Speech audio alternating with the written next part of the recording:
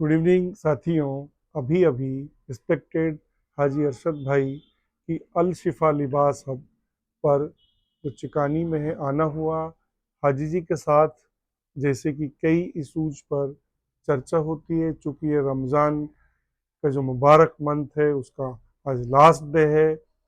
हाजी जी की ज़ेर निगरानी में किशनगढ़ के इलाके में जो एक इदारा स्कूल वाला साथियों ओपन हुआ है, जिसमें असरी और दीनी दोनों तरह की तालीम है, तो उस पर चर्चा हो रही थी। हाजी जी ये क्वेश्चन पूछ रहे थे कि सर, दुनिया जहान के जो बेस्ट इदारे होते हैं वो किस तरह से डेवलप होते हैं, या क्या ऐसे पैरामीटर्स हैं, क्या ऐसे इंडिकेटर्स हैं जिनकी वजह से कोई इदारा दुनिया में टॉप जो मेयार है उसमें शामिल रहे। तो साथियों, मैं अगर गवर्नमेंट ऑफ इंडिया में जो मिनिस्ट्री ऑफ एजुकेशन है उसकी अगर बात करूं, उनकी एक रेटिंग का एक इंडिकेटर है NIRFM, जो कि नेशनल इंस्टीट्यूशनल रेटिंग फ्रेमवर्क है साथियों। उसके अकॉर्डिंग देश भर के जो टॉप इंस्टीट्यूट्स हैं, चाहे वो यूनिवर्सिटीज़ हों, चाहे वो कॉलेजेज हों, तो फिर उनकी रैंकिंग के पैरामीटर्स साथियों वो पब्लिश करता है। उसमें जो रेटिंग के जो बड़े पैरामीटर्स हैं उनमें नंबर एक तो world class research, world class infrastructure, फिर स्टूडेंट्स के प्लेसमेंट की अगर बात कर लें, आउटरीच की बात कर लें, या जो साथियों मैसेज रहता है सोसाइटी में, जिसको हम लोग इस तरह से कहें कि उस इंस्टीट्यूट का जो मैसेज है, जो माउथ पब्लिसिटी है, जो लोगों में एक्सेप्टेंस है, उसकी रेटिंग भी होती है। तो फिर चाहे वो इंफ्रास्ट्रक्चर की बात कर लें, चाहे रिसर्च की बात कर लें, या साथियों, और उसमें एक और है कि जो डिस्क्रिमिनेशंस होते हैं वो भी वहाँ मिनिमम होने चाहिए। और बल्कि उस पर्टिकुलर ज़माने के जितने बड़े चैलेंजेज हैं उन चैलेंजेज पर वहाँ रिसर्च हो, उसके सॉल्यूशंस पर रिसर्च हो। ऑब्जेक्टिविटी की बात करें उन इंस्टीट्यूट्स में, तो फिर वो भी बहुत ही, यानी कोई सब्जेक्टिविटी मिनिमम और ऑब्जेक्टिविटी मैक्सिमम होती है ऐसे इंस्टीट्यूट्स में। और ऐसे इंस्टीट्यूट बहुत प्रोग्रेसिव मेंटेलिटी से या प्रोग्रेसिव एटीट्यूड से डेवलप होते हैं। और हाजी जी ये बात भी कर रहे थे कि सर, ये असरी यानी दुनियावी और दीनियात वाला जो ये निज़ाम है, ये कॉम्बिनेशन है, क्या सर इसका सक्सेस रेशो बहुत चेक्ड है? हाजी जी ये बात बिल्कुल सही है कि अभी इसके कोई बहुत कामयाब रिजल्ट्स दुनिया को नहीं मिले हैं, क्योंकि ये रिसेंट ज़माने का एक सेटअप है तालीम का।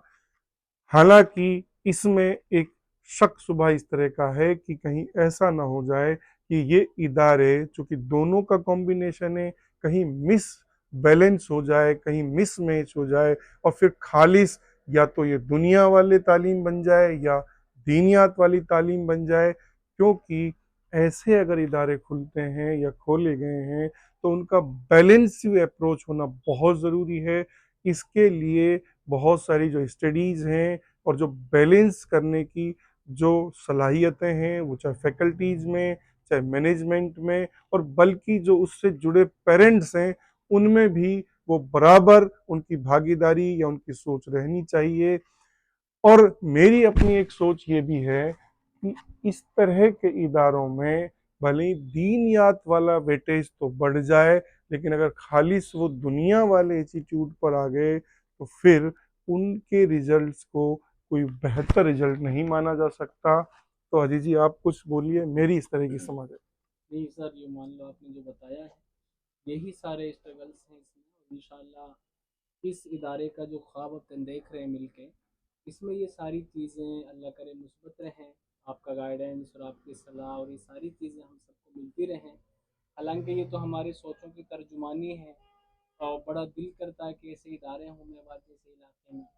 और यूँ तो देखो हमारा समाज आजकल जॉब और नौकरी को तवज्जो देता है, देनी भी चाहिए, लेकिन इन सब से ऊपर मुझे लगता है कि ऐसे इदारों पे काम भी होना चाहिए। एक और है इसमें कि सर, असरी और दीनी तालीम के कॉम्बिनेशन की शायद इसलिए भी ज़रूरत है कि इस ज़माने के चाहे लैंग्वेज के चैलेंजेस देख लीजिए, टेक्नोलॉजी के चैलेंजेस देख लीजिए, आर्म्स के डिफेंस के चैलेंजेस देख लीजिए, या साथियों पॉलिटिक्स के आर्टिस्ट के जो चैलेंजेस हैं, और फिर जो भी डायमेंशंस हैं सोसाइटी के, उन सब के चैलेंजेस देख लीजिए। अगर उनकी समझ हमारे स्टूडेंट्स में, हमारे बच्चों में नहीं रहेगी, तो फिर वो खालिस दुनिया के एक शोबे के बच्चे बनकर रह जाएंगे, क्योंकि असल ज़िंदगी में तो टोटलिटी में उसको आना चाहिए। वैसे भी ये मल्टी डिसिप्लिनरी अप्रोच का ज़माना है, तो फिर हमारे बच्चों में मल्टी डिसिप्लिनरी अप्रोच डेवलप हो, चाहे वो लैंग्वेज के चैलेंजेज में हो, या जो भी सब्जेक्ट्स स्ट्रीम है, उन सब की ब्रॉड स्पेक्ट्रम में, कंप्रहेंसिव स्पेक्ट्रम में, डाइवर्स कंसर्न्स के साथ उनकी समझ साथियों होनी चाहिए। और ऐसे इदारे ही ऐसे समाजों के बनाने के सॉल्यूशंस मुझे यहाँ में दिखते हैं। इसलिए एक बेहतर प्रयास है हाजी जी, जो आपके गाइडेंस में ये ओपन हुआ है। बहुत बहुत शुक्रिया साथियों।